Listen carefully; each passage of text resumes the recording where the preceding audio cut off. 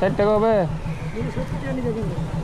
60 টাকা হবে। দেখেন এগুলো কি কলা, পাহাড়ি কলা না? পাহাড়ি কলা তো দাম কম। পাহাড়ি কলা তো দাম কম। মানে দেখি দেখ,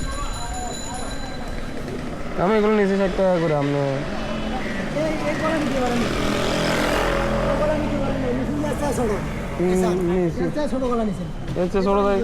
কোনটা দেয়?